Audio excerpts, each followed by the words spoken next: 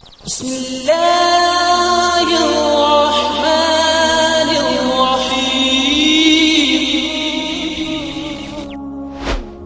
ناظرین، نبی کریم صلی اللہ علیہ وسلم کے دور میں جب مسلمان مکہ سے مدینہ آئے تو یہودی قوم پہلے ہی سے یہاں آباد تھی۔ اس دور میں یہودیوں کے گھر ایک بچہ پیدا ہوا جس کا نام صاف ابن زیاد رکھا گیا۔ یہ بچہ بچپن ہی سے کانا تھا۔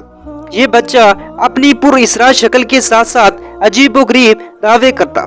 حضرت عبداللہ ابن عمر فرماتے ہیں کہ ایک دن حضرت عمر فاروق صحابہ کرام کی ایک جماعت میں شامل ہو کر نبی کریم صلی اللہ علیہ وسلم کے ساتھ ابن زیاد کے پاس گئے اور انہوں نے اس کو یہودیوں کے ایک قبیلے بنو مغالہ کے محل میں بچوں کے ساتھ کھیلتا ہوا پایا۔ وہ اس وقت تقریباً بلوغت کی عمر کے قریب پہنچ چکا تھا۔ ابن زیاد ان سب کی آمد سے بے خبر اپنے کھیل میں مصروف رہا، یہاں تک کہ رسول کریم صلی اللہ علیہ وسلم نے اس کی پشت پر ہاتھ مارا، اور جب وہ متوجہ ہوا تو آپ صلی اللہ علیہ وسلم نے اس سے سوال کیا کہ کیا تو اس امر کی گواہی دیتا ہے کہ میں اللہ کا رسول ہوں؟ ابن زیاد یہ سن کر بڑی وسیلی نظروں سے آپ صلی اللہ علیہ وسلم کی طرف دیکھا اور کہا کہ میں گواہی دیتا ہوں کہ تم امیوں یعنی ناخواندہ لوگوں کے رسول ہو۔ اور پھر اس نے نبی کریم صلی اللہ علیہ وسلم نے پوچھا کہ کیا تم اس بات کی گواہی دیتے ہو کہ میں اللہ کا رسول ہوں؟ حضرت محمد صلی اللہ علیہ وسلم نے اس کو پکڑ لیا اور خوب زور سے بھینچا اور فرمایا میں اللہ پر اور اس کے رسولوں پر ایمان لایا۔ اس کے بعد آپ صلی اللہ علیہ وسلم نے اس سے پوچھا کہ تو کیا دیکھتا ہے، یعنی غیب کی چیزوں سے تجھ پر کیا منکشف ہوتا ہے؟ اس نے جواب دیا کہ کبھی تو میرے پاس سچی خبر آتی ہے اور کبھی تو میرے پاس سچا فرشتہ آتا ہے اور کبھی جھوٹا شیطان۔ نبی کریم صلی اللہ علیہ وسلم نے اس کا یہ جواب سن کر فرمایا کہ تیرا معاملہ سب الٹ پلٹ ہو گیا ہے۔ پھر رسول کریم صلی اللہ علیہ وسلم نے فرمایا کہ میں نے تیرے لیے اپنے دل میں ایک بات چھپائی ہے، اور جو بات آپ صلی اللہ علیہ وسلم نے ابن زیاد کے لیے چھپائی تھی وہ قرآن مجید کی سورۃ دہان کی 10ویں آیات تھی، جس کا ترجمہ یہ ہے کہ اس دن کا انتظار کیجئے کہ آسمان دھواں ظاہر کر دے۔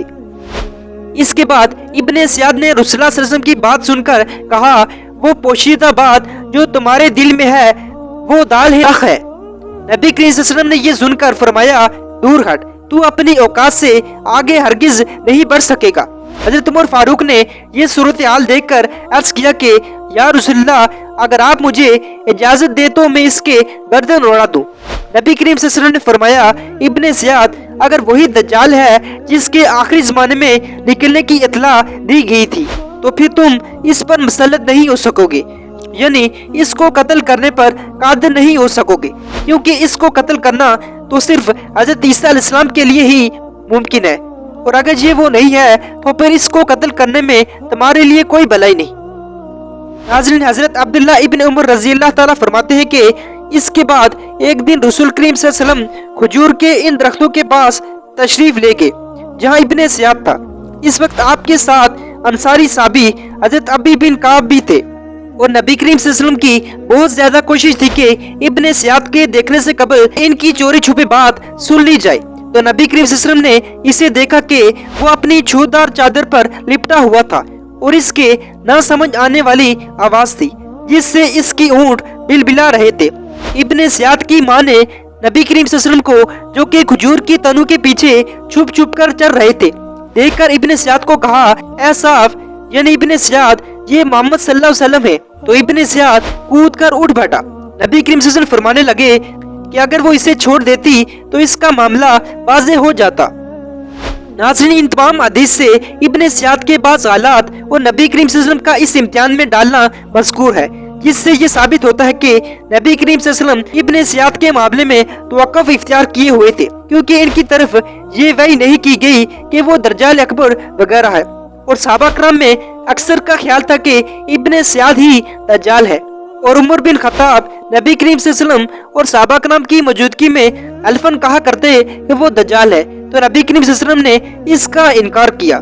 ناظرین، ایک اور حدیث میں آتا ہے کہ عمر رضی اللہ تعالیٰ ابن زیاد کو مدینہ کے کسی راستے میں ملے تو اسے ایسی بات کہی جس سے وہ غصے میں آ گیا اور اس کی رگیں پھول گئی، یہاں تک کہ گلی لوگوں سے بھر گئی۔ تو ابن عمر رضی اللہ تعالیٰ حضرت حفصہ رضی اللہ تعالیٰ کے پاس گئے تو انہیں یہ خبر پہنچ چکی تھی، وہ کہنے لگے اللہ تجھ پر رحم کرے، ابن زیاد سے تو کیا چاہتا ہے؟ کیا تجھے اس کا علم نہیں کہ نبی کریم صلی اللہ علیہ وسلم نے فرمایا کہ اس غصے کی بنا پر نکلے گا جو اسے غصہ دلائے گا؟ تو اس کے باوجود ابن زیاد جب بڑا ہوا تو اس نے اپنے دفاع کی کوشش کی اور اس کا انکار کرنے لگا کہ وہ دجال ہے۔ اس تہمت سے اسے تنگی محسوس ہونے لگی کہ وہ دجال ہے، اور اس میں وہ دلیل یہ لیتا کہ نبی کریم صلی اللہ علیہ وسلم نے جو دجال کی صفات بتائی ہیں وہ اس میں نہیں پائی جاتی، اور اس کے علاوہ ابن زیاد کے بارے میں بہت سی حدیث موجود ہیں۔ تاہم نبی کریم صلی اللہ علیہ وسلم کے بعد یہ زندہ رہا اور ہیرا کی لڑائی والے دن غائب ہو گیا۔ امید کرتا ہوں آپ کو اس ویڈیو میں بہت سی چیزیں جاننے کو ملی ہوگی۔ اگر آپ ہمارے چینل پر نہیں تو ہمارے چینل کو سبسکرائب کیجیے۔ تب تک کے لیے اجازت دیجیے، اللہ حافظ۔